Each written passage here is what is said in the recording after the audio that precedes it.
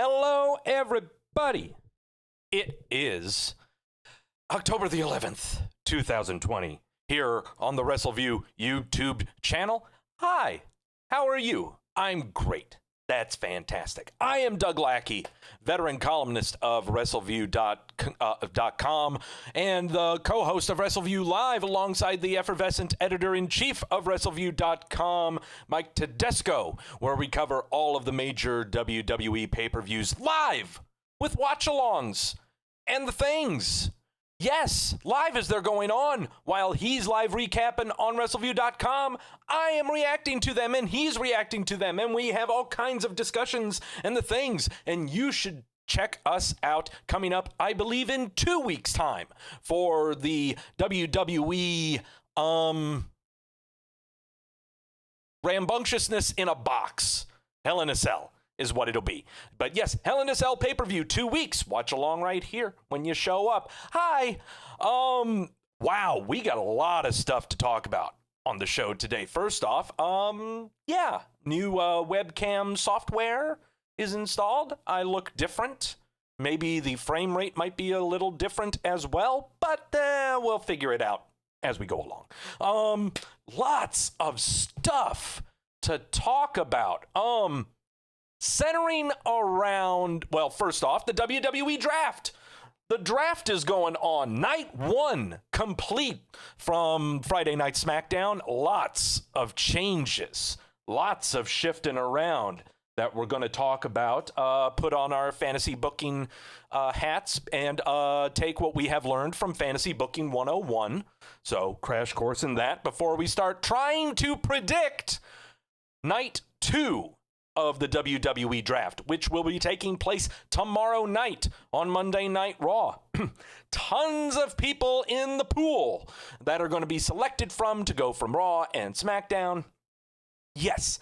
And so we're going to kind of try to predict what's going to happen on night 2 of the WWE Draft. Also, Lackey's List, the top 5 things to pay attention to from last week's WWE television, centers all around returns.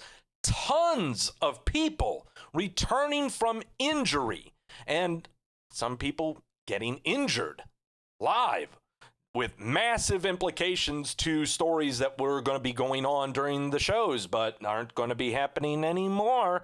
But lots of returns from people that were injured coming back to the front of the WWE, and some returns making people have feelings that I have got feelings of my own in response to those feelings. And of course, the WWE milk carton. It's been a good it's been 1 week since we've looked at the WWE milk carton. Tons of changes in that. It's not as deep as what it used to be because of all these returns of people from injury, so now they are eligible for the milk carton. But we are ever closer to that great, great time. We are close to a golden gallon on the WWE milk carton. And lots of news to talk about as well. So, news, the headlines from the past week. So, before we do all of that, got to get the pleasantries out of the way. If you're in the chat room now, you say, wee! If you're not in the chat room, there's not a damn thing I can do about that. I see all kinds of people's in the chat rooms. Where are they right now? I see CJ. I see Mediocre Lewis. No, not Mediocre Lewis. I see hot, sexy piece of man-meat Lewis in the chat room. I see Daniel. No, there's Mediocre Lewis. Wee! There you are. Hey there. Hi there, Mediocre Lewis. Who else is in there? I see Jamel. I see who else? Come on now, y'all. Know you want to be known. I see Graham in the chat room. Wee! Welcome to the chat room, Graham. You're a first-time caller, long-time listener. I haven't seen you in there for a while, or ever. Hi. Yeah, so awesome. Thank you all so much for stopping by. I know I'm taking you all away from the barbaric game of people colliding head first and trying to establish territorial dominance.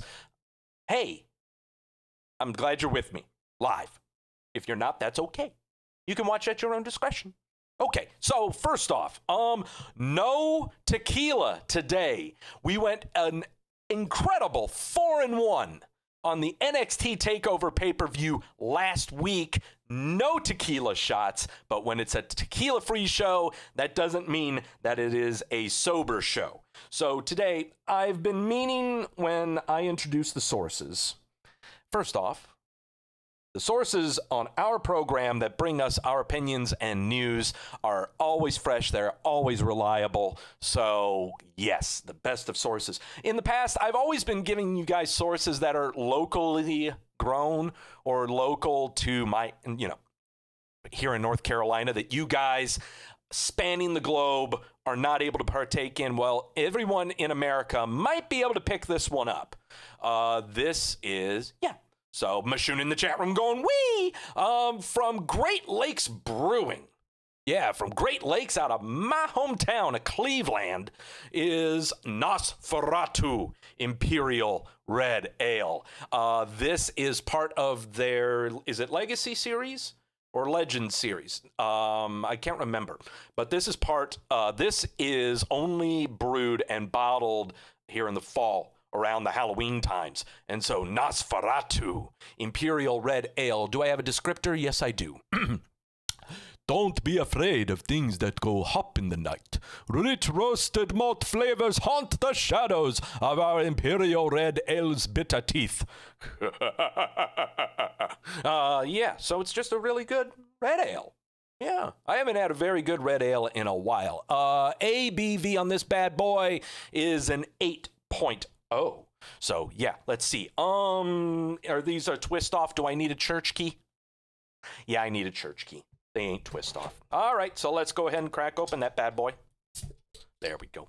All right, we pour into the chalice of truth because we're going to be spouting a lot of truth today. So yeah. Good caramel color on that guy. Not incredibly bright red. It's not like a Goes or anything. Doesn't really fill up the chalice. I think I'm going to crack open a second. Yeah, I'm going to have a full chalice tonight. Because usually whenever I dip into the second bottle, by the time I'm done with the first, it's pretty warm. And I don't like that. So here we go. Mediocre Lewis, awesome Dracula, Doug. Oh, well, thank you. Count Lacula. CJ, that's horrible. No, that was actually pretty good. I kind of like that. All right, let's see. It's going to be close. No, I think we're not going to fill it up with 2 bottles, but we'll sip it out of this guy. Oh, a way more, if you've had Killian's, way more robust Killian's, not as watered down. Very good aftertaste. Very, very good aftertaste. Not too harsh. Not too bitter. A very, very good red. A very, very good red. Mediocre Lewis, any AE-Dub talk? No. I'm not going to talk AE-Dub because it was the Chris Jericho show last week where it was brought to you by Chris Jericho. It was all about his 30 years in the wrestles. And so, no, not a whole lot of AE-Dub talk. And quite frankly, I'm not finding anything that will make me interested in AE-Dub. I'm sorry. So yeah. No, Great Lakes Nosferatu. Go ahead and find it. No, it's very good. There we go. Finish up the bottle. So we've got everything poured into the chalice of truth. Jamel saying, I vote we dedicate next week's show to a deep discussion on AE-Dub's first year since Dynamite's 1-year anniversary is next week. Yes, absolutely. I am not lying. I will not go back on that. Next week, we will talk in depth on AE-Dub and how, let's go ahead and just say how well they have done for a first year of being on cable television and having to fight a pandemic and using their resources to the best of their abilities. How they have done very well. However, there are a lot of wrinkles we need to talk about with AE-Dub, and it has absolutely nothing to do with competing with the other company. So, yeah. We're going to talk about AE-Dub. We are. We're honestly are obligated to. 1 week, next week, it's their 1-year anniversary. It's absolutely worth talking about. So, Yeah, not much to my chagrin. I have no problem talking about AEW at all. It's just there's nothing wildly interesting that I've seen from past weeks to want to talk about them. That's all. By the way, just to give you a little teaser on wanting to stick around for the predictions of Night 2 for the WWE Draft, we are going to make 6 predictions for the for Night 2 of the WWE Draft. 6 predictions of people. Every one of these 6 predictions are of acts or performers that will be going to a new show. And all 6 of those predictions are locks. Doug, what is a lock? What the heck are you talking about? Well, I mentioned earlier in the show, it's a tequila-free show, and that's because whenever I make a prediction and I'm confident in it, I will lock said pick. And if that locked prediction fails to become a reality, we take a shot of the Luna Azul Blanco tequila. 6 locks for Night 2 of the WWE Draft. Every one of them are suspect to taking a shot of the Luna Azul Blanco tequila. I'm very confident in what I've chosen, and I hope that you will agree with me. And if you don't agree with me, then you are just wanting to be thoroughly entertained on the coming shows. So let's dip into last week's WWE television. Let's dip into everyone who came back from the IR.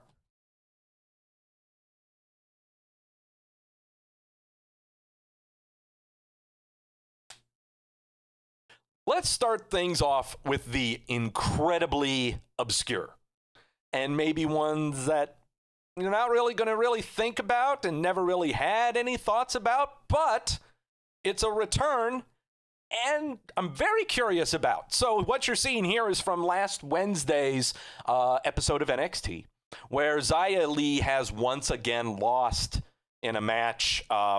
Who did she lose to? I really could not tell you. Let me bring up my database real quick, because that's what we got to do. We've got to have our information right when we start talking about these things, about the TVs. Xia Li has lost another match. I think this is like her 4th loss in a row or something like that. Doug, who did she face? Bring up your list. Who did she face? Keep everything in order. You got to have it alphabetized. Alphabetized? Yes, alphabetized. Shotzi Blackheart is who she faced. But then after the match, as she's sulking in the corner, out comes Boa. Ooh, what's a boa? Well, apart from being a nice little frilly, long, scarfy, fluffy thingy that you would often wear if you were so inclined or very secure about your masculinity, Boa is the male Chinese member of the main roster, and he had been injured for well over a year with a fractured collarbone and labrum. Labrum and collarbone. He had been out for a long time.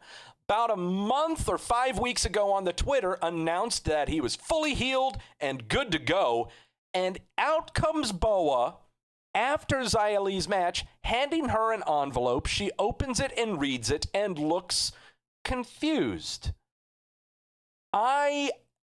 Yes, in past Xia Li matches on NXT, they have been kind of cringeworthy. I mean, she's got a style and movements and set that is kind of hard to try to take in. But the one thing about it, she has a look that no one else has.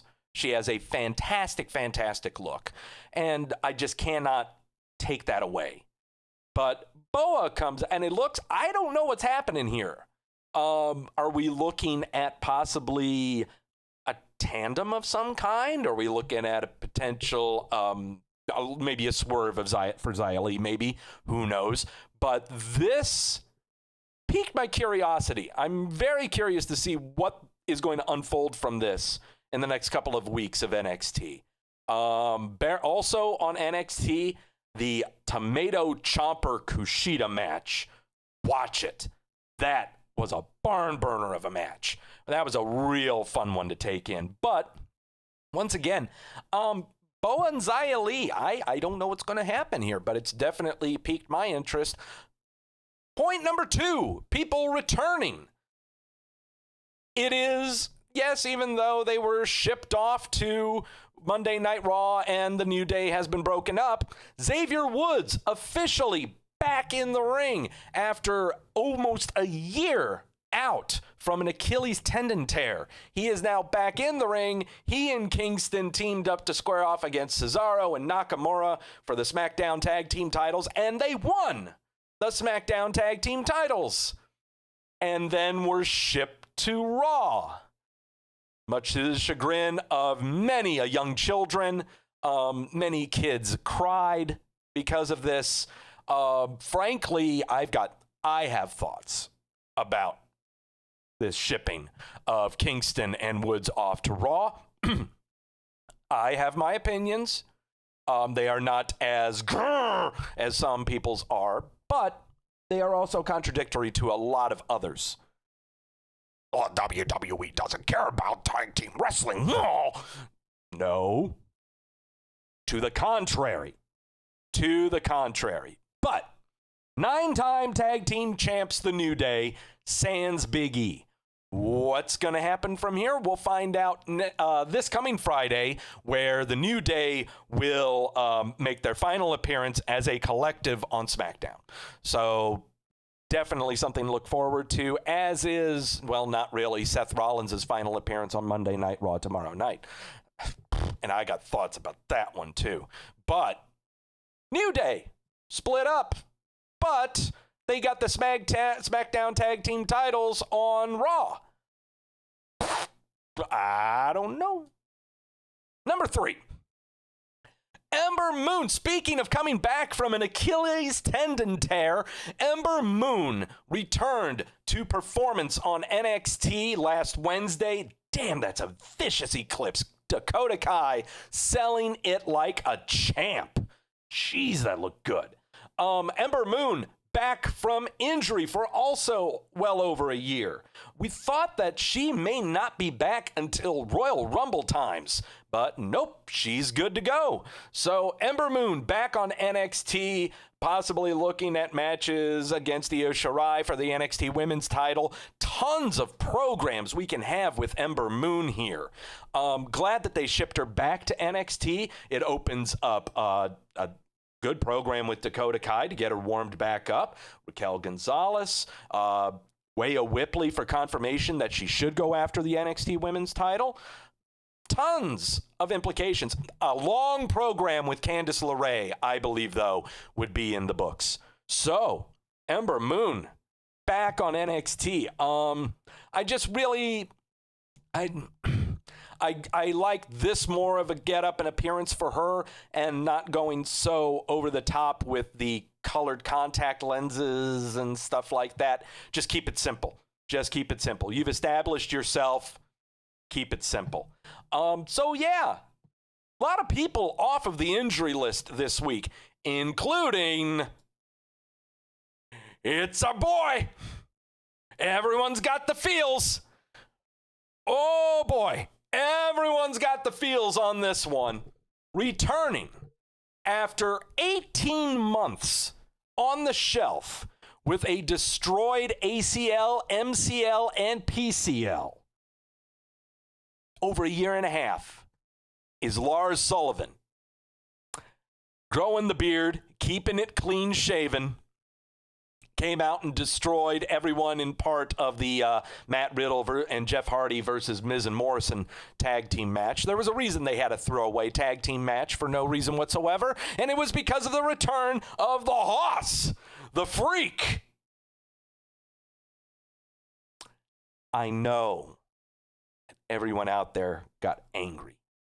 I know that everyone out there started having feels and remembering really bad things that he said of racist content before he came to the WWE. I think they spanned maybe 7-8 years ago or something like that. I'm sure that everyone was quickly reminded about that. to me, for me, myself, my reaction to this. First, let me take some sources here. May not like it.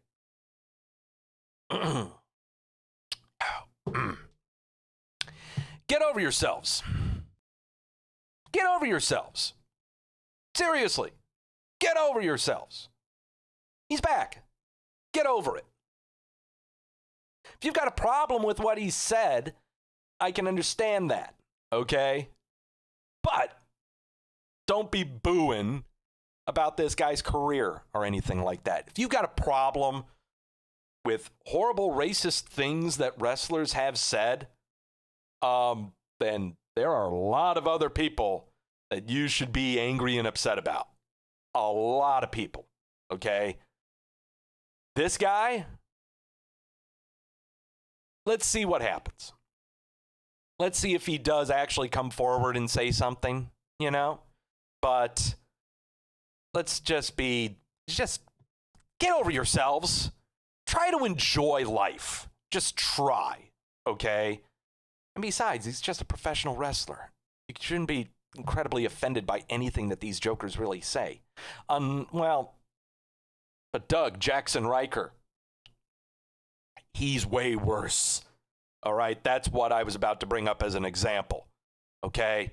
You've got a problem with this guy, you should have a major problem with Jackson Riker. Because he's done worse, and he keeps on talking on Twitter.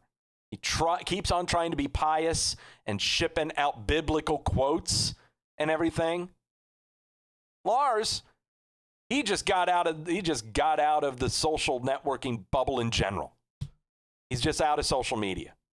So, please, get off his back, okay? Get off his back. At least he's not instigating and carrying on with it, all right? But what do I hope from him? I really hope he doesn't say a word. I really hope he doesn't say a word about that. I just really wish we had crowds, live audiences, because if he ever chose to get on a microphone,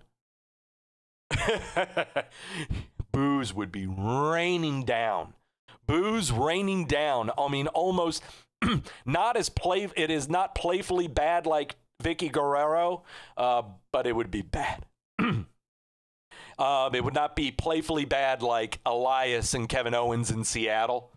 So yeah, I would just love to have that. I see everyone asking in there. CJ bringing up, Daniel bringing up, does he need a mouthpiece? No, he doesn't. I don't think he needs a mouthpiece at all. I don't think he even needs to talk. I think he just needs to go out there, beat some ass, and leave. That's all he's got to do. Make scary faces. That's all you got to do. Okay? Doesn't need to say a word. It can be done. You can be a great professional wrestler and do all of your promo work and emoting without saying a word. It can happen. Believe me. Finally, and this is the one we have got to talk about in length, in depth, and doesn't necessarily have anything to do with coming back from injury, but it means definitely coming back, and in a big way. I'm talking about Mustafa Ali revealing himself as the quote-unquote leader of Retribution. For the past 2 to 3 months since the introduction of this group, I, for one, have been putting it down. It sucks. It's horrible. The presentation is atrocious. The promos they give are cheesy as hell.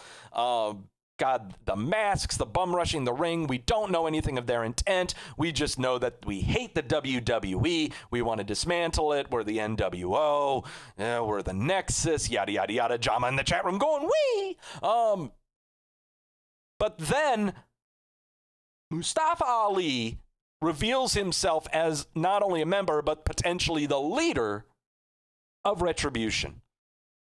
And suddenly, it dawned on me. It hit me like a ton of bricks, and I'll be perfectly honest, I don't think there was a way that I could encapsulate what I could describe from this. But first off, I'm going to say this right now, and I know the effervescent one's going to hate me for it. But I said it in the Wrestleview Media Facebook page, and I'm going to say it right here. Retribution may be the greatest creative concept the WWE creative has ever made. This is the greatest thing they've ever conceived. The backstory involving this group is so fantastic and so thought out that I am incredibly compelled. I cannot wait for tomorrow night's Monday Night Raw, not because it's night 2 of the draft, but that Mustafa Ali is going to speak. When have I ever been enthralled that Mustafa Ali was going to talk on a microphone? Never. Before this, he would just say inspirational shit. I couldn't stand it. Ever since Mustafa Ali revealed his Retribution, his Twitter account has been fantastic. He has been carrying this on kayfabe like you wouldn't believe. Yes, make fun of the names. Make fun of Slapjack and T-Bar and Mace and the other the ladies. What are they? Gosh, we're going to go over what their names are. And Retaliation and not Revenge or something like that. But once again, I was not able to really think it all out, and so I want to give credit where credit is due. I'm going to show you guys a Twitter thread that I came upon, and also Sandro, from our intrepid reporter within the Wrestleview Media page, found here on Twitter, from a young man named Dominique, who posted this, I believe, the Tuesday following Mustafa Ali's reveal as the leader of Retribution. First off, Mustafa Ali, what is his beef? He hates it that he was injured going into 2 years ago, last year's Elimination Chamber, which gave the opening for Kofi Kingston, which gave us Kofi Mania 2 WrestleManias ago. So there's Mustafa Ali's beef, that his spot was taken away from him and he has never been able to get it back. There is Mustafa Ali's. I'm quoting from Dominique's Twitter thread regarding everyone else in Retribution. CJ's reminding me, Reckoning is the other one. Here we go. So Dominique, quote, other than Mustafa, Dio, or i.e. Mace, we know Dio is Mace, has a strong motivation to be a part of Retribution more than anyone and has a strong agenda.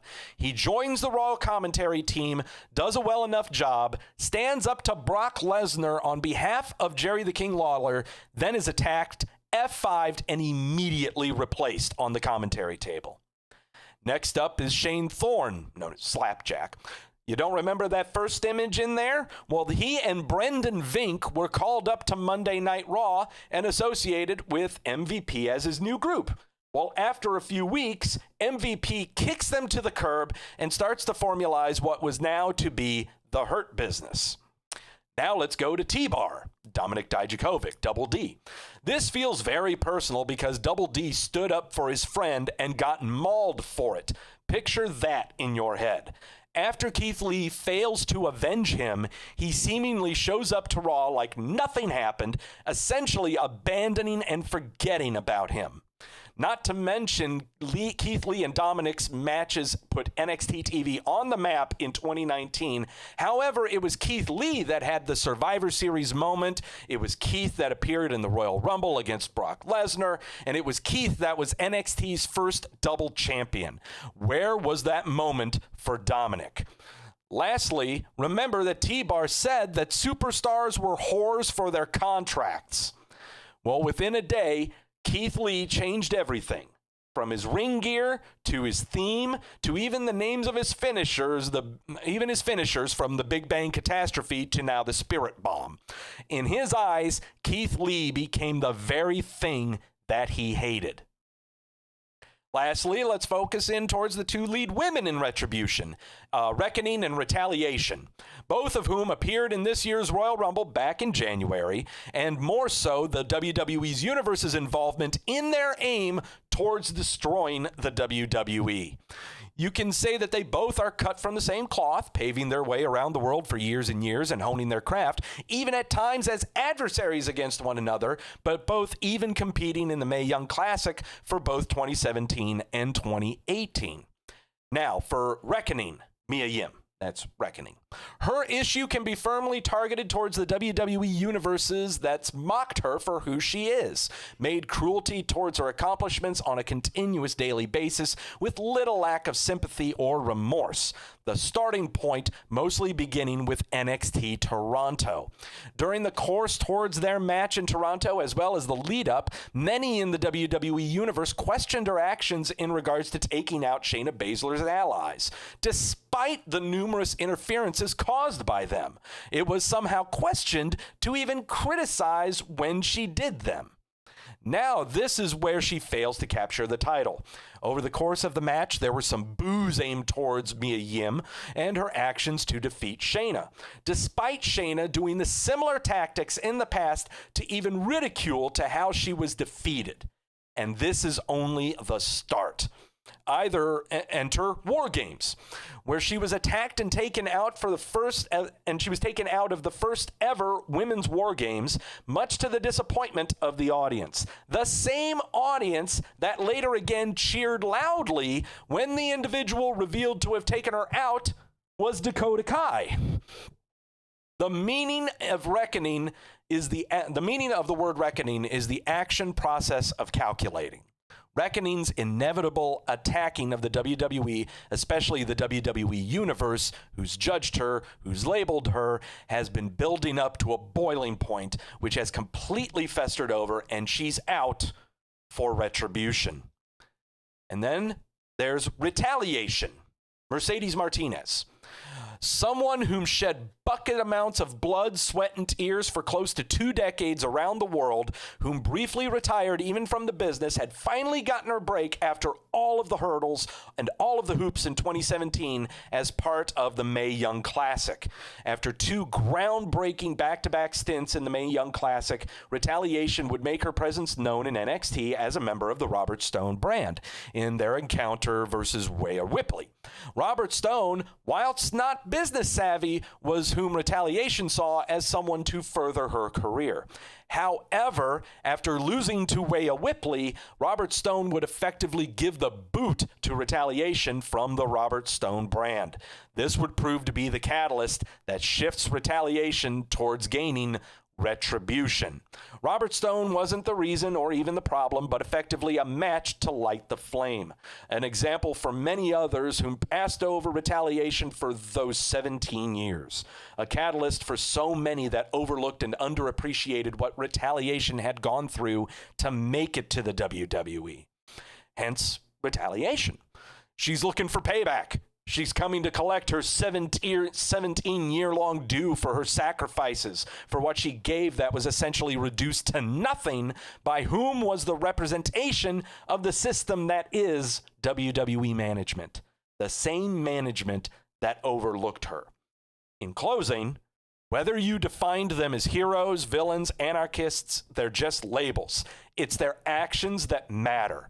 It's about their justice. It's about righting the wrongs that were done to them, and it's about their retribution. End quote from Dominique's thread on Twitter. Retribution is a faction unlike any other faction that you can think of within professional wrestling, period. Full stop. They are not like the Four Horsemen. They're not like the NWO. They're not like Evolution. They're not like the Hurt Business. They're not like the Nexus. Name a faction, name a stable. They are not like them at all. Why? Because every member of this stable has a character, has a story, has an agenda of their own. But when collectively together is revenge, retribution. They are not just one group and they just swarm in and they're just going to beat up everyone. No, they all have their own reasons and their own agenda. Nexus was not like that. NWO was definitely not like that. No other faction was like this at all. That's why, to me, this could be one of the best storylines, best programs we have ever seen from WWE Creative. This was incredibly thought out and planned. It was planned, okay? So, brace yourselves. My bar for this is way up there, okay? Ali needs to knock it out of the park tomorrow night. And he's good on the mic. He's a very good speaker. He's a very good speaker. He's got to knock this sucker out of the park. I cannot wait for Monday night. I really, seriously cannot. Whether you're in the same boat as me, that's fine. I totally understand. You might be a little underwhelmed by it and still think it's a goofy, stupid gimmick. Totally get it. But me, the creative writer in me, is super freaking psyched about this. I love it. So, and it's not even about belts either. It's not about titles. I don't give a shit about titles with this, okay? They have all got some storylines, and they can branch out beyond those, beyond them. This is going to be fantastic. So, yeah, I cannot wait. Cannot wait. All right. So those are the 5 things. Those are the 5 things that I'm looking that you could see from last week's WWE television. Nothing to E-Dub to really talk about. I mean, it's the Chris Jericho show. It was last Wednesday. So executive producer, director, gaffer. He's not a gaffer. He's a G-A-F-er. So, yeah, there you go. Let's go to the news. Lots of stuff to talk about. A lot of business stuff and let's talk about it.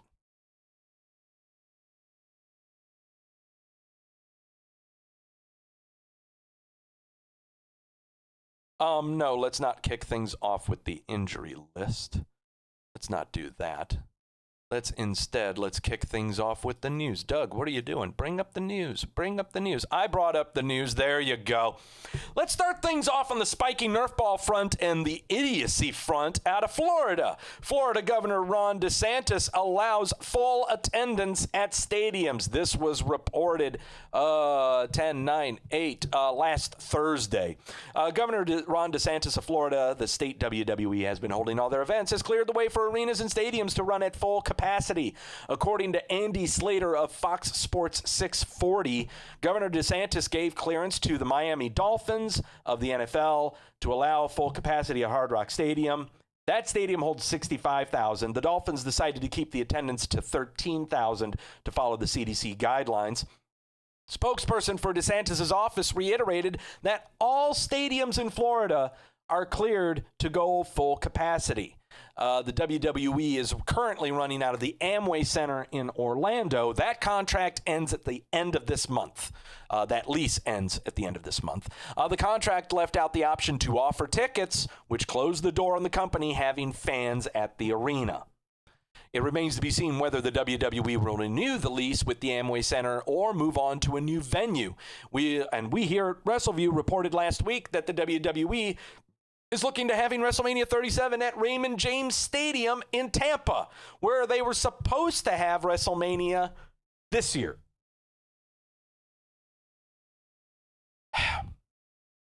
2,582 new cases of COVID-19 were reported in Florida on October the 7th. Same day that this report from that Governor DeSantis wants to open up. So, yeah.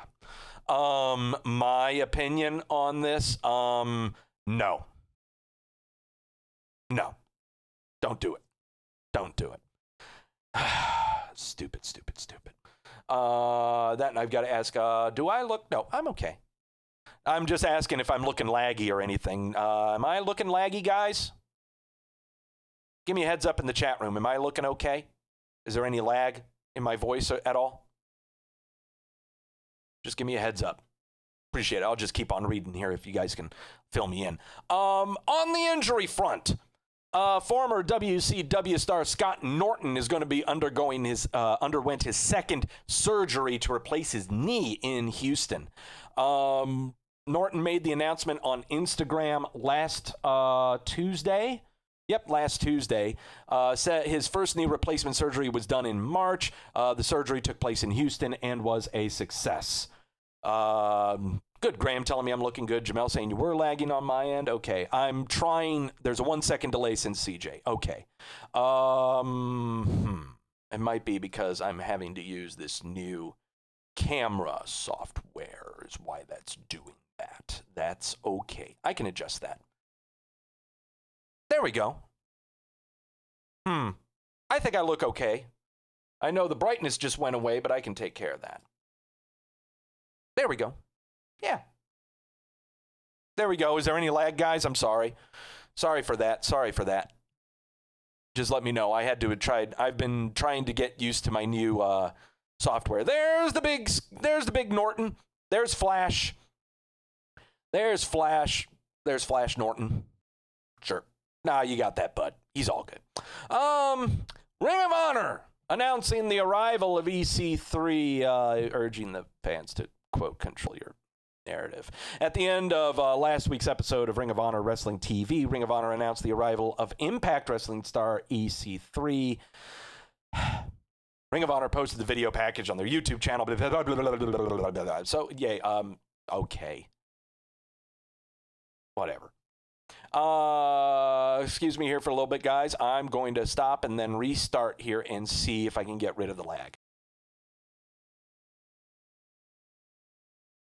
There, I'm back. I am back now. I kind of see what's going on here. Yeah, I see. It's because I'm using the software. Logitech came up with some wacky shit. So it's causing a little bit of a lag. You know what? Yeah. Nope, we'll do okay. We'll do okay with this. We'll just keep on going. What's new? Pussycat? Oh! You know, I need to get the Law and Order sounder. Don't mind me for a second. I need the Law and Order sounder. I need to have that on my soundboard. Professionalism. You guys can stare at Alberto Del Rio's ugly mug for a little bit here. Yeah, don't mind me. Yeah, I'm sorry to subject you to this. Sorry, yeah, that he's a pretty guy. He's a pretty guy, isn't he? No, I don't like that one. That's horrible. That's a messy sounder. Give me a better one. There we go. That's better. That's better. Former WWE superstar Alberto Del Rio was arraigned. He was indicted by a grand jury after being arrested in May. Jose Rodriguez Chuquan. Chuquan? Yeah. Formerly known as Alberto Del Rio and Alberto El Patron, was indicted by a grand jury after being arrested for sexual assault and aggravated kidnapping in May. According to the Bexar County Sheriff's Office in Tejas, Chuquan was charged with 4 counts of sexual assault and 1 count of aggravated kidnapping. If convicted on the sexual assault charges, he faces a maximum of 20 years in prison. The aggravated kidnapping charge carries a maximum of 99 years in prison. Fines for each could be up to 10 grand apiece. Chuquan will be arraigned. He was arraigned last Friday with a trial date to be set for later. He posted, actually, he will be Friday, that's right. He was arraigned on Friday with a trial date to be set for later. He posted the $50,000 bail that was set for him in May. So, yeah. Oh, boy. What a piece of work. Cocaine is a hell of a drug. Let's keep that train going. More news on the arrest front. Damn it, Doug, you've got such a quick finger. There we go. Yes, we know. Yeah, remember when everyone was going bonkers about, oh, Sarah Stock, how dare they get rid of Sarah Stock? Boo, WWE. Boo, Sarah Stock is so great. Why did she get rid of her? Well, it's because she was arrested on numerous charges over the weekend last week. Stock was arrested on charges of aggravated battery, disorderly conduct, public intoxication, and resisting arrest, according to court records. She was released from the Vanderburg Sheriff's Department after posting bail, which was set at a meager $545. She was part of the list of WWE furloughed producers during the April 2020 round of cutbacks, and they would later release her in early September of this year. Yes, if you don't remember her, she is Sarita, but now Sarita is about to go back into the clink. I'm not playing the Law and Order theme, Daniel. That's when the Gestapo goes after me. Paul Levesque, Triple H, talked about Velveteen Dream's immaturity impacting his career earlier last week, actually on Sunday. Yeah, it was last Sunday. NXT, let's see. Throughout 2020, Clark experienced a number of accusations before and during the speaking out movement, Patrick Clark being Velveteen Dream. Clark was accused of sexual misconduct with minors. Shortly after he was accused in June, Clark was removed from NXT TV following a bad car accident, which everyone thought was because of the allegations. Clark would return to TV in August. Levesque said that WWE looked into the accusations and nothing came of the investigation. He says, quote, coming off of what was a bit of a rough year for Velveteen Dream, reorganizing himself, Velveteen Dream is one of those young guys that still hasn't quite found his way yet of who he wants to be. I think sometimes that weighs on him. His immaturity in his life presents itself in his professional life and makes it difficult for him sometimes. Yeah, sometimes he just makes stupid decisions. Whether those decisions were within the investigation that we carried out, we're not going to tell you. Nothing happened. Get over yourselves. Yes, and let's keep on the speaking out front with former WWE dude Jack Gallagher. He issued a statement on his release and sexual assault accusations from back in June of 2020. Jack Claffey is his full name, was released by the WWE in June 2020, following an accusation by a woman who said he was sexually assaulted her at a New Year's Eve party in 2014. If you would like to read all of his statement, he's got it on the Twitter. I'm not going to read the whole damn thing. Too bad. Tiny Noodle in the chat room going, wee! Let's carry on here.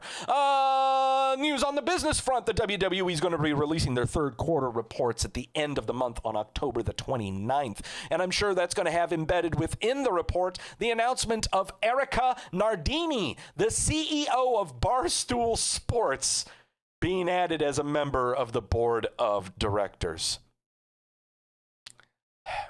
I have thoughts about Barstool Sports, honestly, and they're not good, frankly. There's nothing news about them. They're just really clickbaity site is all they are. Grash in the chat room. Whee! So, yeah. God. It's not looking good. Doug's losing it.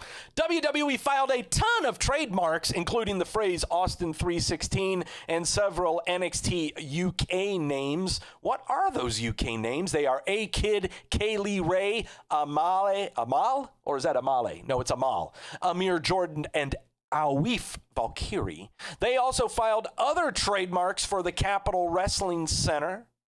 They also filed more trademarks under the NXT UK banner.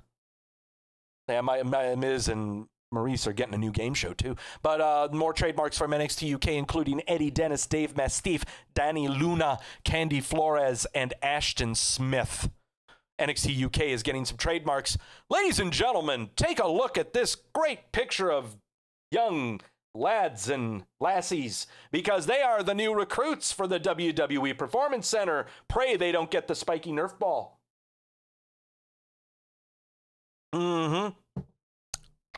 Here is your brand new class to the Performance Center. We will go over them right here. Brandy Powellick, known on the Independents as Brandy Lauren, is an exciting competitor who has stepped in the ring for Evolve and Shine. She's a looker. Cameron Rogers, 6'1" Texan who competes under the name Kurt Stallion. Yeehaw! Rogers broke out in 2019 in Evolve Wrestling, where he battled the likes of Matt Riddle, Cameron Grimes, Dexter Loomis, and Mansoor.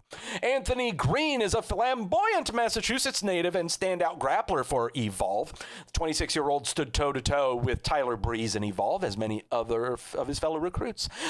D'Artagnan Ruffin, better known as Leon Ruff, has entered the fray. The 24-year-old is going to be probably going to 205 Live. Joseph Ruby, 6 foot 249 powerhouse from New Jersey, better known as Joe Gacy. He's a former 3-time CZ Dub heavyweight champ and Evolve Tag champ. Joshua Burns, 6'8", 268, goes by the name of Josh Briggs. He's been the Evolve champ and battled the likes of Walter, Matt Riddle, John Morrison, and Angelo Dawkins. That's a beefy fellow. Yeah.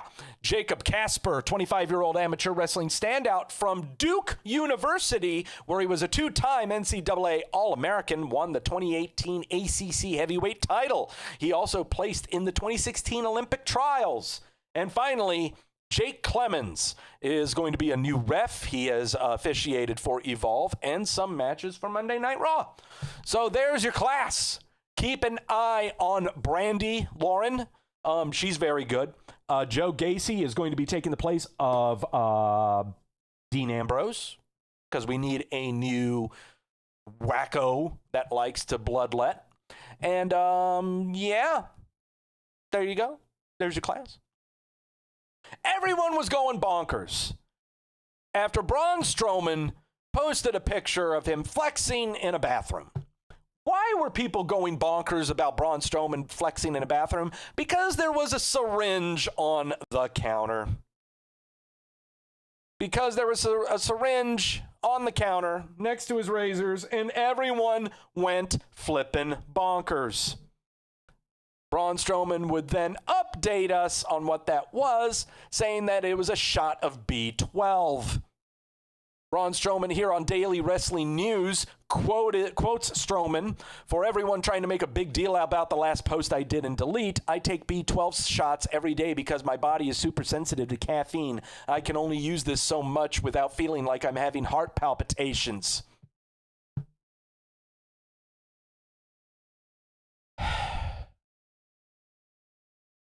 Social media. Gotta learn how to navigate.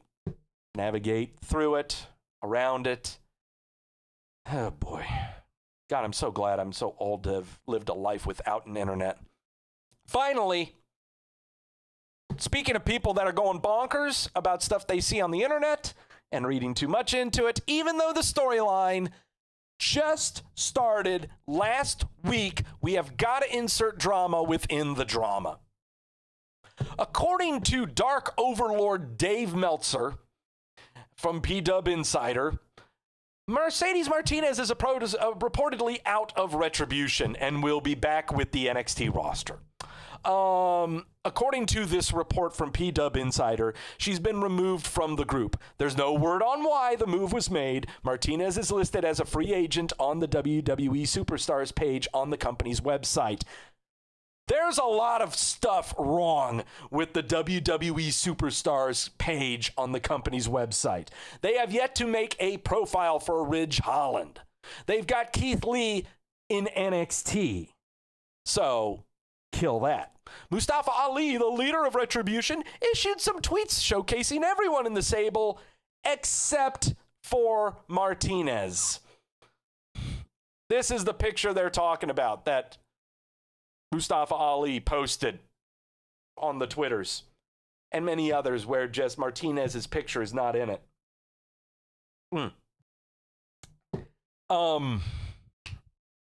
No. This report was posted yesterday. Okay. Just today, Mustafa Ali has posted pictures with Mercedes Martinez in the group. Yeah. If we are really going to try to create drama within the drama, only based off of pictures, and not just within a week after stuff has happened. Ah, boy. Oh, God help us. Just seriously, just help us. Ah, boy.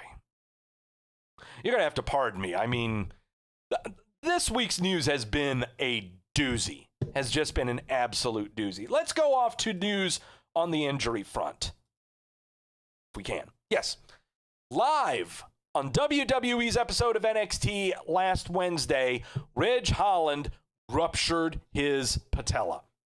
Post-match, he tried to catch Oney Lorcan coming over crossbody from the top rope, and there's his left leg. Yep, there it goes.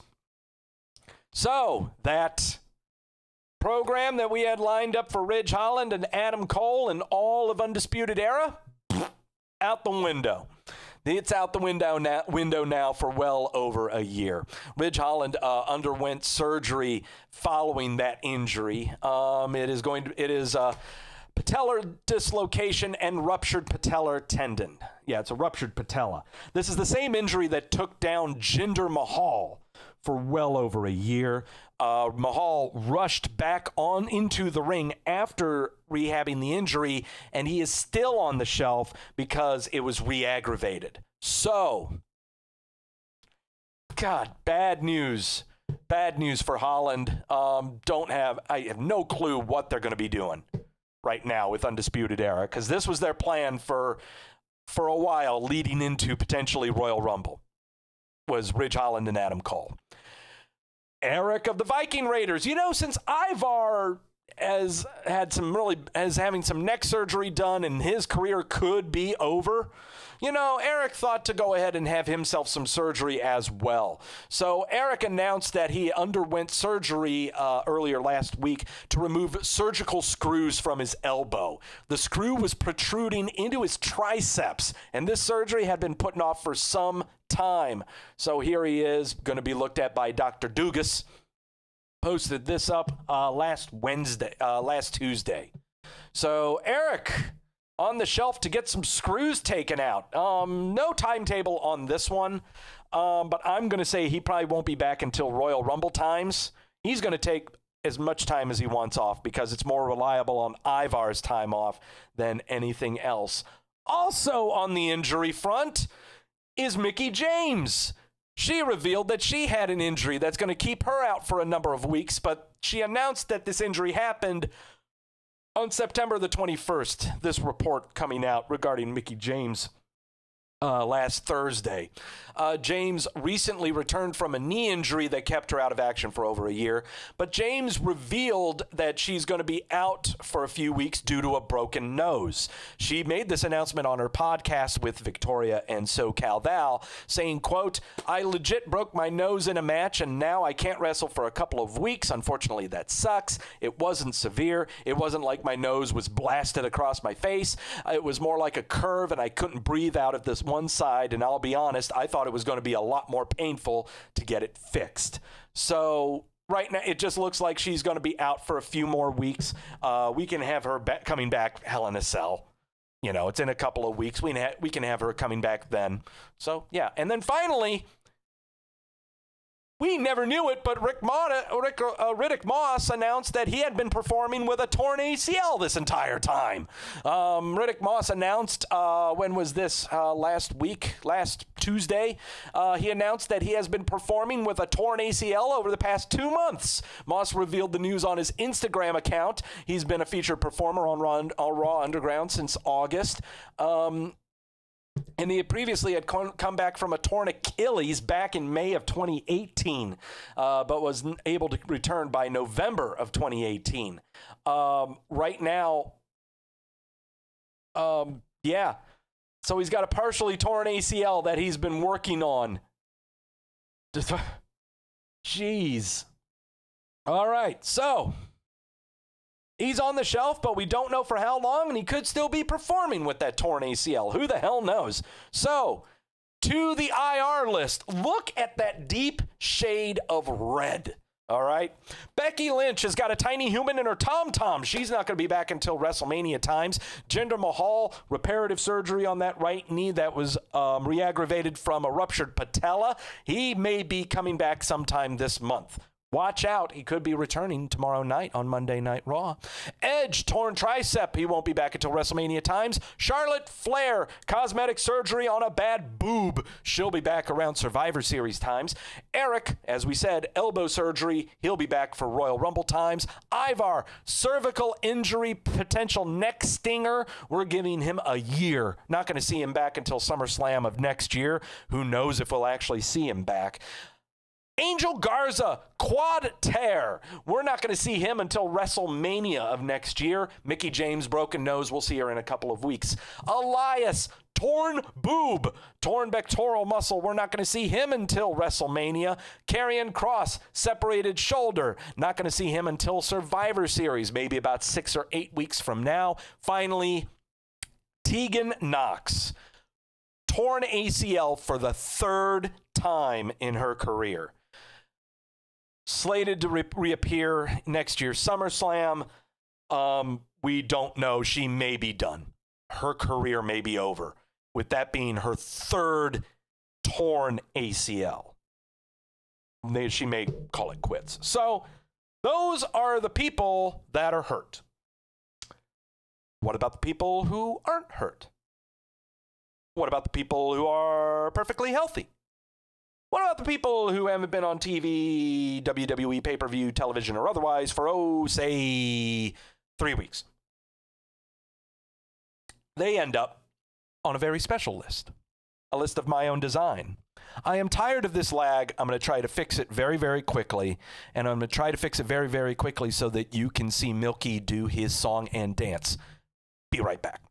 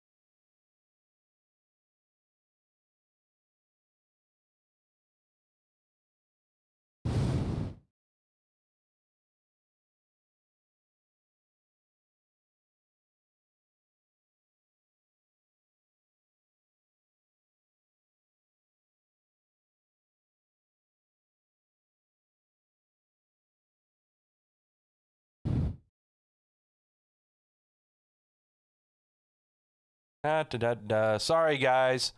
I apologize. But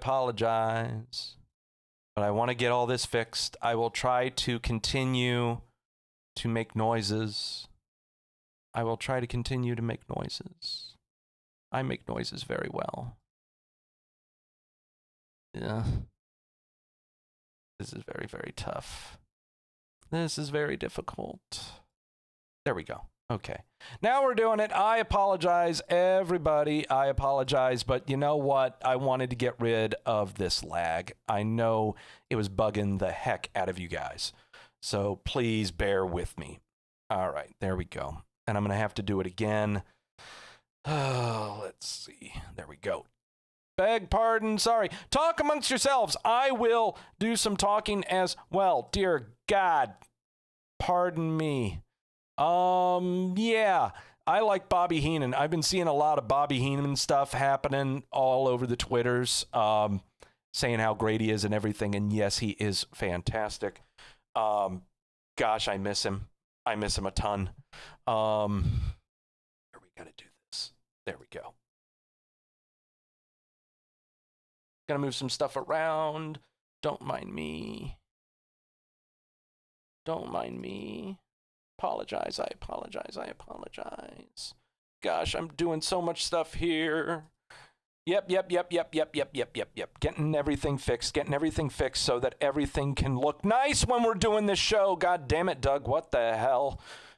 But you know what? I do this for you. I do this all for you. Bobby Heenan was the major influence of me loving professional wrestling, and it should be a major influence for all of you as well.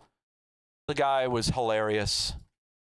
Called Tito Santana's flying forearm off the ropes the flying burrito. Gosh, love him. Loved him so much. All right, I think we're fixed. But we are not going to be reverse angle, so we're not going to be looking like we're doing... Yes, that's what we're going to do. So there we go. It looks like we're fixed. There we go. Oh, yeah, no lag at all. We're good to go. Yeah. So, once again, what about people that aren't hurt, perfectly healthy, haven't seen them for at least 3 weeks on WWE television or blah, blah, blah, blah, blah. Shut up, Doug. I want to hear Milky. It's the WWE milk carton. Oh, gosh, it feels so good to be back. Everyone's off my back. I'm 2% whole.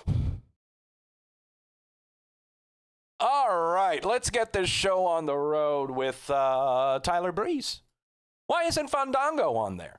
Well, Fandango's not on there because he actually appeared on WWE television, but not Tyler Breeze. We haven't seen him since September the 16th, September 16th episode of NXT, where he and Fandango faced off against Imperium to retain the NXT Tag Team titles. Tamina, haven't seen her since the September 11th episode of Smackdown, where she competed in a fatal four-way to determine the number one contender for the Smackdown women's title. Nikki Cross ended up winning that, and Alexa Bliss showed off that she's a very creepy girl indeed. This is a travesty. This right here is a travesty, is a national embarrassment. I cannot. Robert Stone has not been on television since September the 8th episode of NXT, where Mercedes Martinez and Rhea Ripley had a steel cage match, and this poor guy was hanging out on the top of the cage for a full 10 minutes. Get this man on TV now. Get this man on TV right now. Jessamine Duke, haven't seen her since the September 7th episode of Monday Night Raw, where she took part in Raw Underground to be doing things, and now she's not doing anything. I don't know. Joaquin Wilde. We haven't seen him since the September 1st episode of NXT, where he took part in a Teddy Long special. If all four of you want to mix it up, then we gonna do it right. I'm going to make this a tag team match. Pardon me, but why didn't you guys hear that? You should have heard that. I really hope you did. Too many updates to my goddamn computer. Joaquin Wilde, haven't seen him since that 6-man tag. But what about Raul Mendoza? Well, he took part in some wacky-ass tag team match earlier this last month. So it's kind of weird seeing these halves of a tag team not showing up.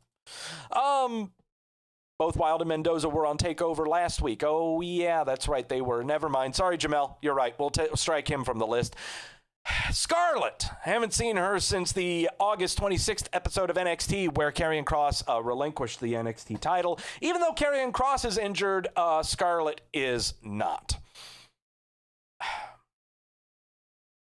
Yes, let's go back through here, everything. You know, there's so many updates to OBS, so many updates to everything. Daniel Bryan, haven't seen him since the August 21st episode of SmackDown, where he delivered a, I'm sure, inspiring monologue about someone. I think it was Matt Riddle or Drew Gulak or something. Who the hell knows? He's up on the chopping block for the draft tomorrow night. Indus Share, Rinku and Saroff, have not seen them since June the 24th episode of NXT, where a monologue was delivered on their behalf by Malcolm Bivens.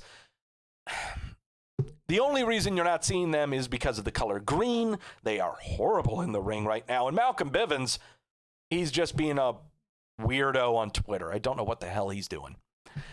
Mojo Rawley, haven't seen him since the June 19th episode of Smackdown, where he faced off against Shorty G to confirm that Shorty G was a thing. Shorty G keeps on trying to be a thing this year. 3 times this year, we've tried to make Shorty G a thing. We even incorporated him into a program involving Karen Borbin and Matt Riddle earlier this month, 2 months ago. Well, how has that done for Shorty G? Well, he was on the block to be traded last Friday night and was not drafted.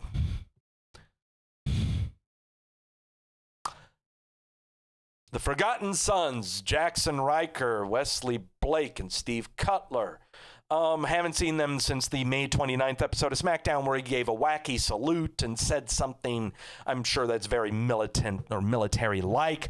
Blake and Cutler have fallen off the face of the planet. Riker is still being pious, reciting biblical quotes on Twitter, even though he still praises Donald Trump for all of the great job that he has done as our president. Chelsea Green, haven't seen her since the May 27th episode of NXT, where she kicked Robert Stone to the curb after she was victorious in a tag team match where she teamed up with Charlotte Flair to team up against Io Shirai and Rhea Ripley. Robert Stone, while on the milk carton right now, Chelsea Green has been on the milk carton for nearly 5 months. Mansoor, haven't seen him since the February 27th episode, the Super Smackdown, the Showdown in South Dakota. Mansoor faced Dolph Ziggler in his home country of South Dakota and has been seen on 205 Live.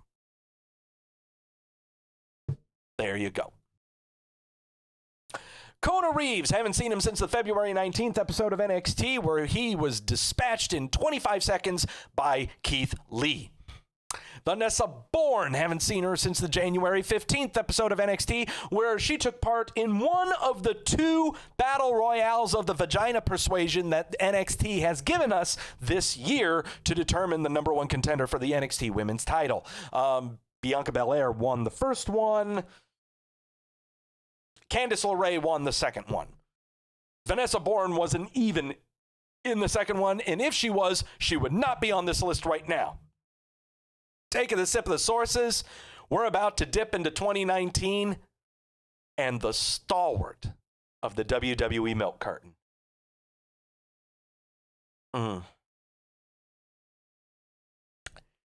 These are special times. These are special, special times. A special time in a man's life where we are 5 weeks away. 5 weeks away from announcing a brand new golden gallon to the milk carton.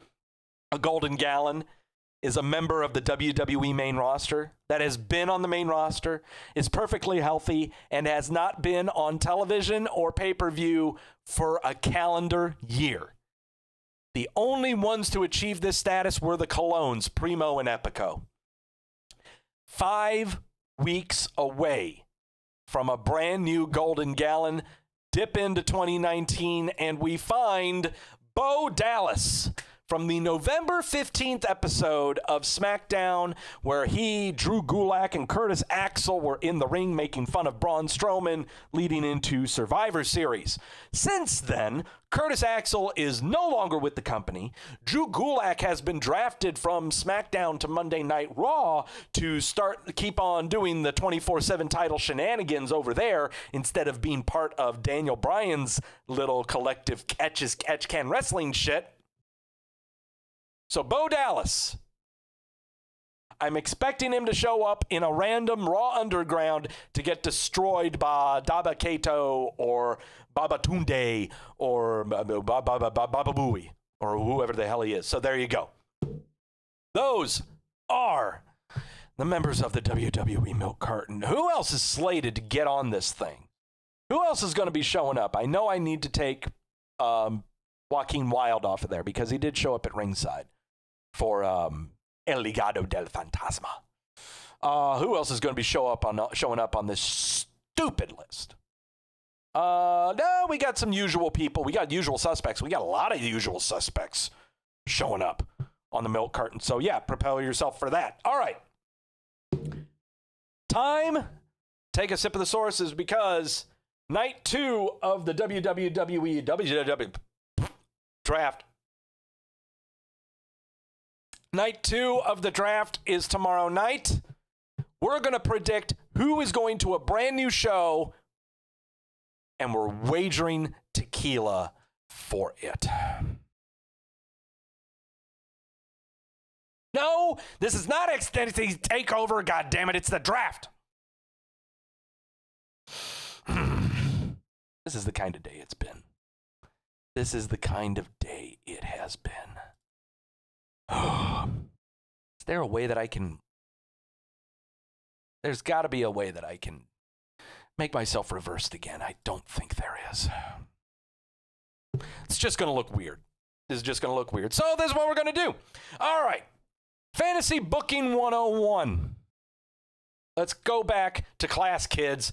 Fantasy Booking 101. We all do it. We all fantasy book as professional wrestling fans, okay?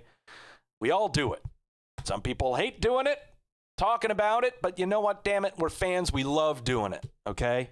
So, but how do you make fantasy booking and what you think of more reliable, more logical, even though we're talking professional wrestling and it's illogical in the first place? How do you be a logical fantasy booker? Well, it's quite simple. 4 rules. Number 1, you must remember everything. And I mean everything. Remember previous programs and storylines dating all the way back to the WWE's natural existence. Previous federations. You've got to remember everything. You're seeing it right now with Retribution. That's why it's going to be such a great program. Remember everything.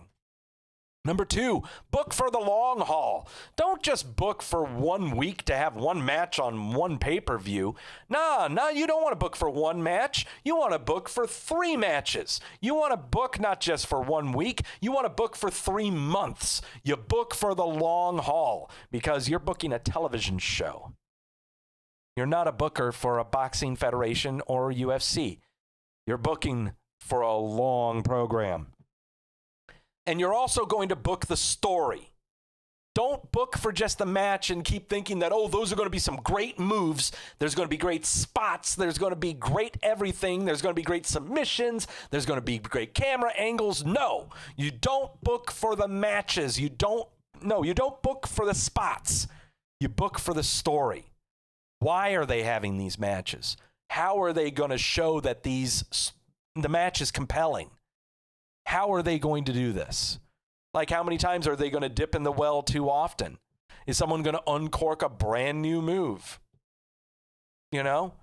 And how is that going to be translated? Are we going to introduce kendo sticks and chairs into this thing? Are we going to have added stipulations, I quit matches, loser leaves town, ambulance match, Hell in a Cell? It's coming up. You're seeing it right now. Book the story. And finally, and it's the big one, it's not about you. Dr. Phil saying that. It's not about you. It ain't about you. You're booking for an audience, not yourself. While you may like something and you would love to see a match and some spots and some holds and some moves done, not everyone is going to like that.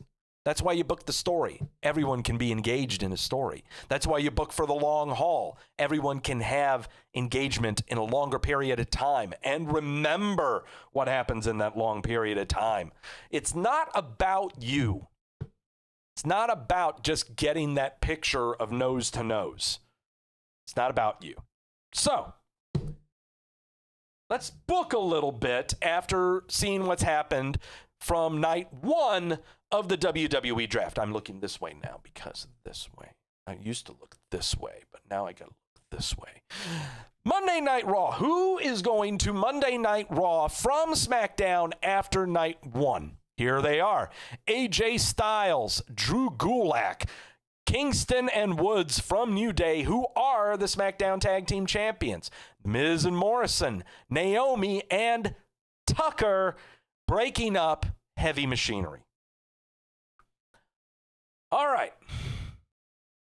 Immediately, they broke up the New Day and they broke up Heavy Machinery, and all the talk around the interwebs is, oh, the WWE, they don't care about tag team wrestling anymore. They just don't care. Oh, no more teams anymore. Oh. I beg to differ. This is how the WWE is going to solve tag team wrestling right now. This is how I see it.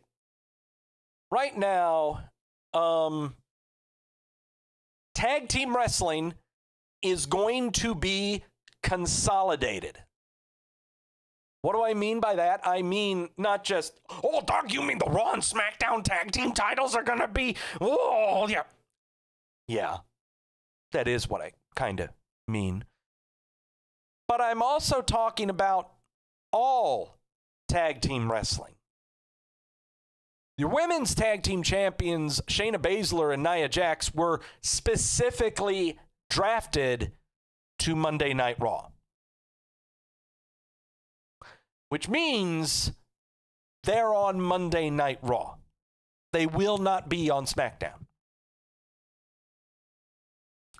So what that means to me is Monday Night Raw is going to be the only television show between Raw and SmackDown that have tag team champions.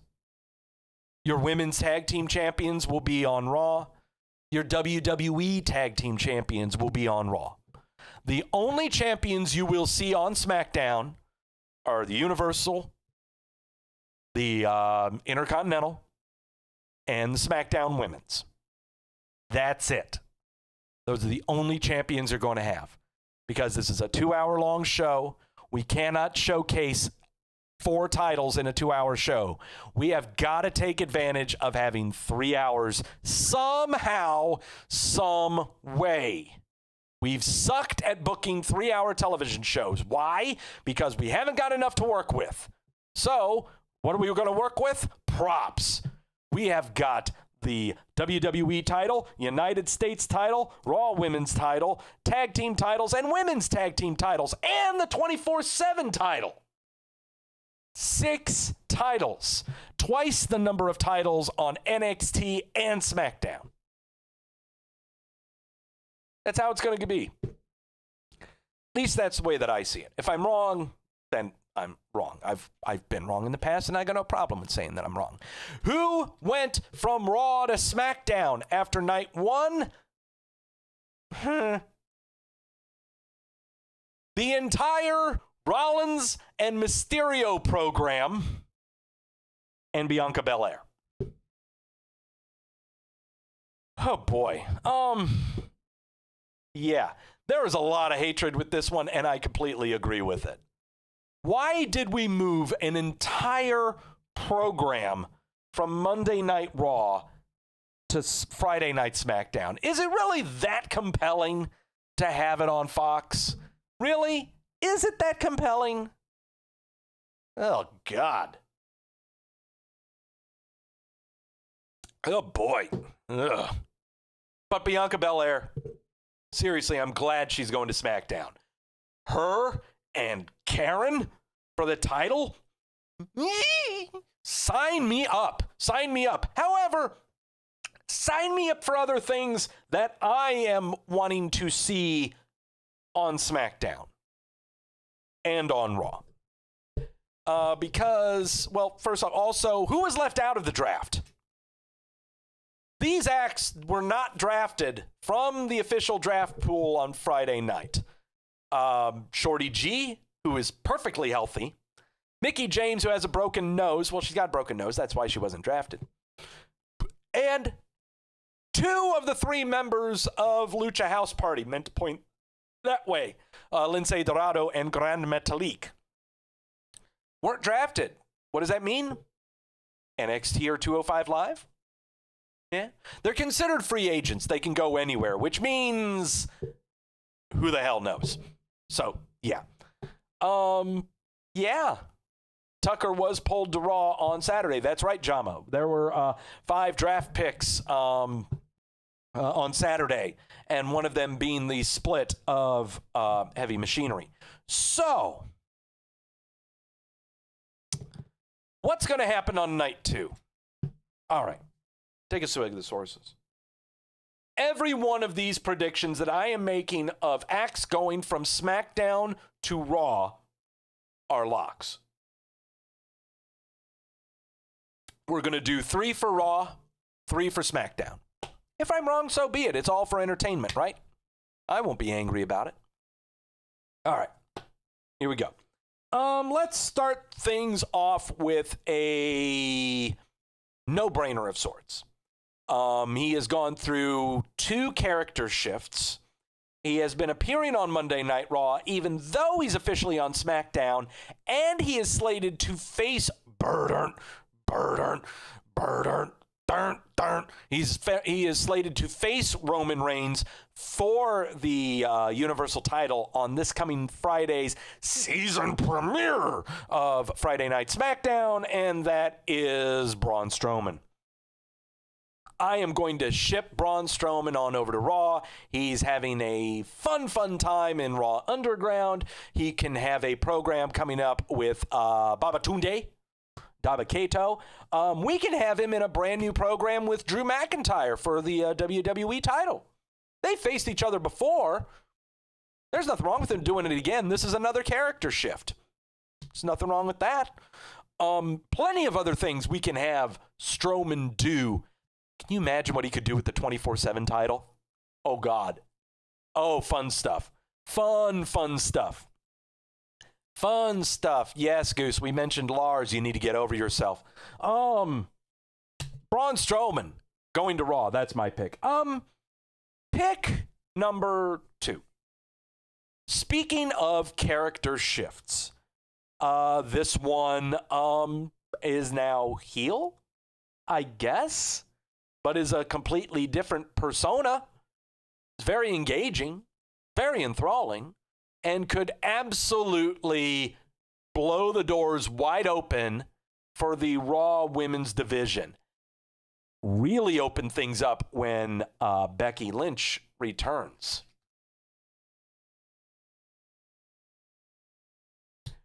Alexa Bliss. Let's have Alexa Bliss go to Monday Night Raw. Imagine her against Asuka. Imagine, yeah. That's all I'm looking at. Asuka needs new foils. And also, Raw women don't really have a whole lot of heels right now except Nia Jax and Shayna Baszler, who are doing stuff, I guess. So it's time to open up the doors a little bit and enter and bring her in. And if she's going in, you damn well know he's the follow. It is ambitious. I know it's ambitious. But Drew McIntyre doesn't have enough heels to work with. That's why I suggested Braun Strowman. He doesn't have enough heels to work with, so why not bring the penultimate heel, the undefeatable heel, the nigh invulnerable heel? And I think you can do a lot more and have a lot more open production-wise and creative-wise on basic cable than you can network television. I say to you, Bray Wyatt, the Fiend, will be drafted to Monday Night Raw. Also, Kevin Owens is there. Started off with a feud between Owens and Wyatt, even though they had a match on SmackDown. You can further it. How's stuff going along with Aleister Black? Big stable there. We got a lot of people on Monday Night Raw. Got him. We haven't even mentioned Retribution, for crying out loud. There's a lot of stuff that can be done with Wyatt on Monday Night Raw, but the biggest of it is him and Drew McIntyre. WrestleMania implications. Putting it out there. So, those are my 3. Those are my 3 for Monday, from SmackDown to Monday Night Raw. The Fiend Alexa Bliss, and Braun Strowman. So, ambitious, very. I'm probably going to be taking 2 shots at tequila with those 3. I'm pretty sure nothing will happen. I'm pretty sure I'm going to be sucking down a lot of tequila. But SmackDown's a different story. SmackDown is a way, way different story.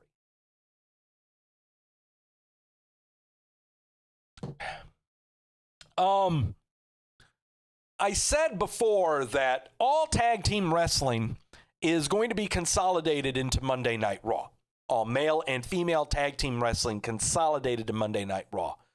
So then why in the world would I suggest that the Riot Squad be drafted to SmackDown? It's because they've already faced Nia Jax and Shayna Baszler for the women's tag team titles a lot of times. Raw right now has Lana and Natalya. They have Dana Brooke and Mandy Rose. They can get other women anytime. Anytime they wish. So, why not ship them? Won't be surprised if they split them up either.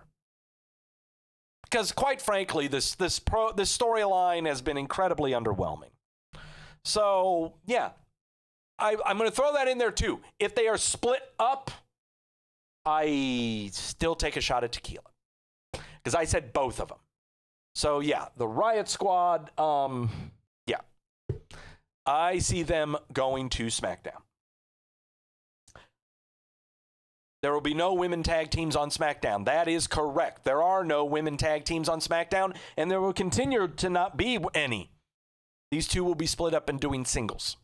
That's what they're going to be doing. There is going to be a lot more women's wrestling on SmackDown. With the entrance, with Sasha Banks and with Sasha and Karen having a match in Hell in a Cell. There's going to be a lot of focus on female wrestling on SmackDown. So much so that I'm shipping a grand poobah to SmackDown. Since we are so women's wrestling focused and not doing any tag team wrestling, let's just go for broke. From Raw to SmackDown will be the now injured but soon to come back from injury, Charlotte Flair.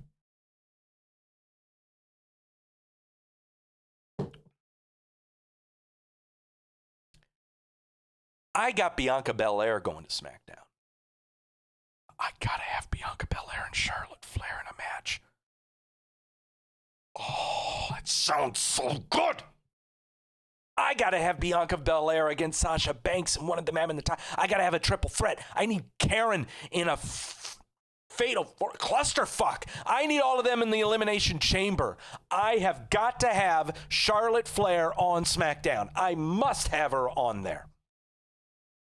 I have to have her on there.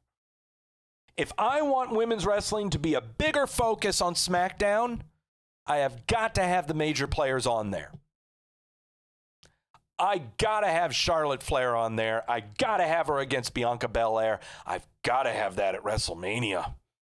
Nah, that's not gonna happen. We're gonna have a clusterfuck at WrestleMania. We always do. Karen's still gonna be on SmackDown. Karen being the warm-up. I want to see Karen and Bianca Belair and then Charlotte getting the follow-up. This is good, all right? This one I'm incredibly confident on. You all take a shot if I'm wrong. Charlotte Flair. Finally, this is one I know I'm going to get guff on. I know someone is going to say, Doug, you're freaking insane. That ABV is too high. What the hell is your problem? Well, let's do some more booking. Who right now is the number one babyface on Friday Night SmackDown? Who? Say it. Who is it? The main character is Burden. Roman Reigns. Burden. He is the main character, but he's not the main baby face. He's not the major good guy. SmackDown does not have a main event babyface. There is no main event babyface on Friday Night SmackDown. Jey Uso, stop it. Stop it.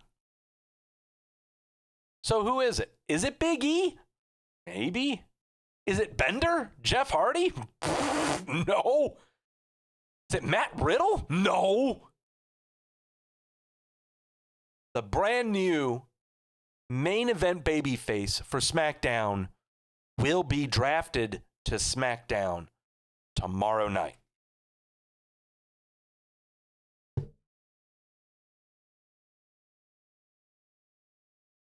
It may dismantle some of Retribution's storyline, but I think this is a hit they can take. I see Keith Lee being drafted to SmackDown.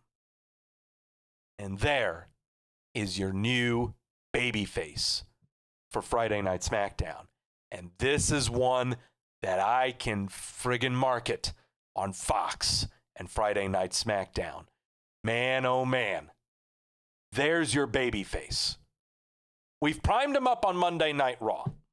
We've had him in matches with Drew McIntyre, Seth Rollins, Braun Strowman, but he's never lost. Every single one of his matches has never been carried out to fruition except his clean win over Randall Orton on Payback.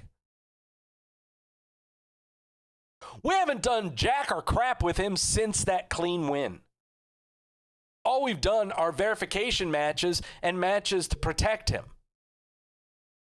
It's now time to take those training wheels off and put him in the big times.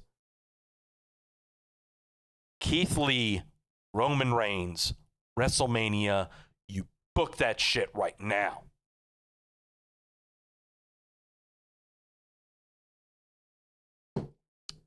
Burden.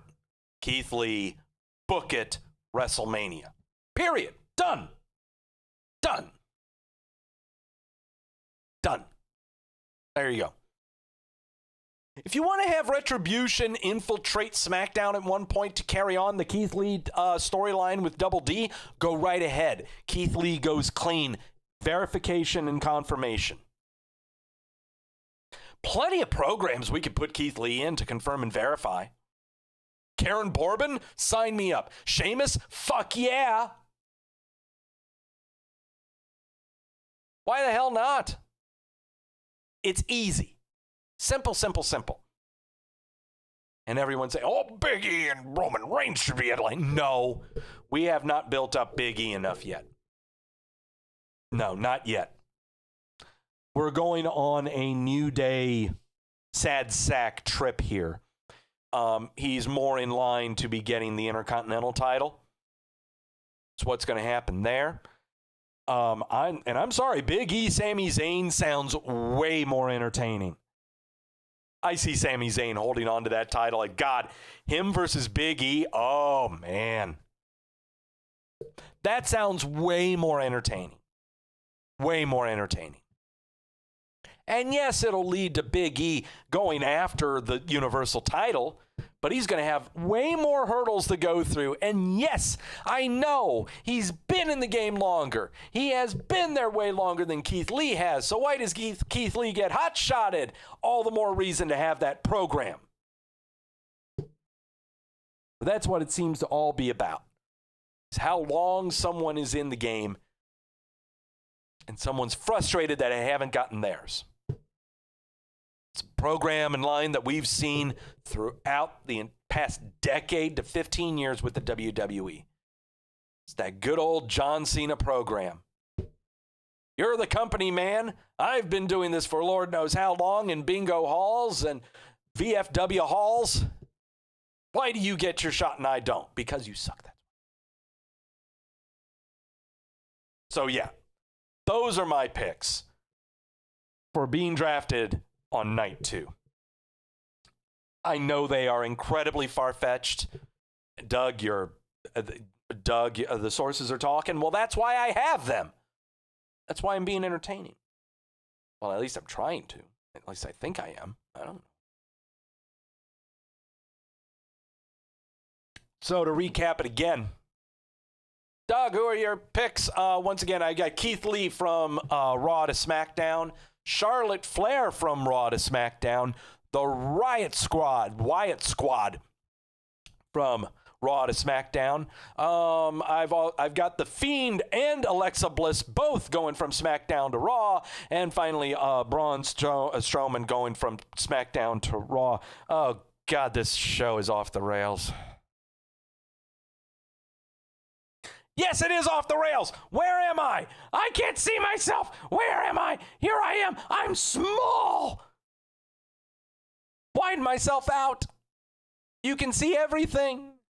You can see everything.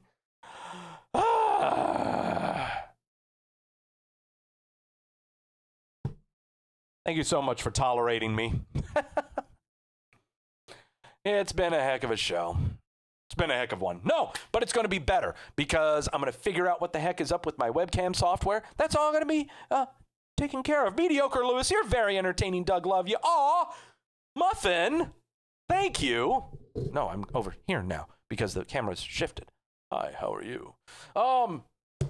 Coming up, yes. So this is where I say goodbye, and you all say wee.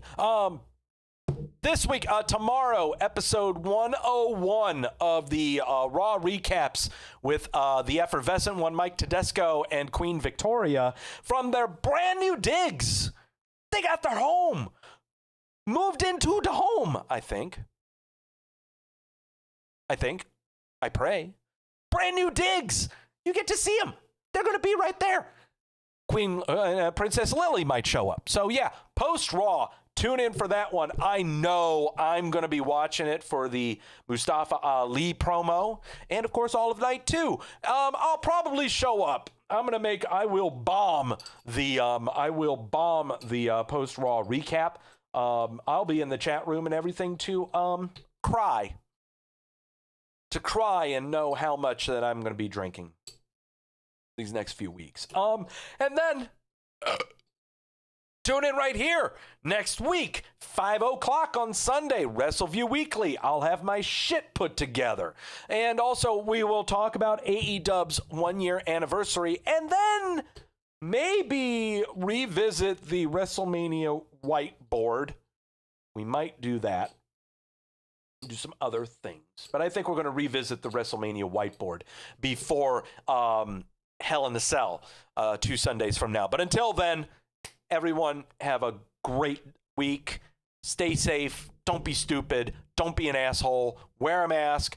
Think of everyone else before yourselves. And as always, know when you're being sold to.